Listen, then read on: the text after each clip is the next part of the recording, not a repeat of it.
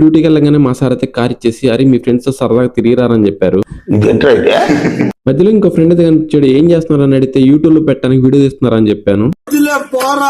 ఎందుకో తెలియదు కానీ యూట్యూబ్ లో మీ వీడియో వస్తుంది అనగానే చాలా మంది భయపడుతున్నారు. ఇలా సరదాగా పాటలు వినుకుంటూ మేమైతే విజయవాడ రీచ్ అయిపోయాం. మనకు విజయవాడ అనగానే ఫస్ట్ గుర్తొచ్చేది అమ్మవారి టెంపుల్, కృష్ణా బ్యారేజీ, బెన్ సర్కిల్. మీకైతే ఏం గుర్తొస్తుందో కమెంట్ సెక్షన్ లో కమెంట్ చేయండి. అసలు నేను విజయవాడ రావడానికి గల కారణం ఏంటంటే కార్ రిపేర్ అనమాట. నేనైతే కార్ షోరూమ్ కి వచ్చేసాను. కార్ కి అయితే డిక్కీ ఓపెన్ కావట్లేదు. సర్వీస్ మేనేజర్ చెప్పాను డిక్కీ ఓపెన్ కావట్లేదని. అతను వచ్చి ఓపెన్ చేయడానికి ట్రై చేశాడు. అతను కూడా ఓపెన్ కాలేదు. సరే అని చెప్పి టెక్నీషియన్ పిలిచాడు. టెక్నీషియన్ ట్రై చేసినా సరే ఓపెన్ కాలేదు. కష్టపడి ఏదో విధంగా డిక్కీ అయితే ఓపెన్ చేశారు. కానీ మొత్తం సెట్ చేయడానికి కొంచెం టైం పట్టిందని చెప్పారు. భయ్యా మీరు వెళ్ళి రెస్ట్ రూమ్ లో వెయిట్ చేయండి, నేనే అవగానే చెప్తా అని చెప్పారు. ఇక మేమైతే లోపలికి వచ్చేసాం. లోపల రంగానే నేనైతే మనోడికి ఒక డైలాగ్ వేసాను అనమాట.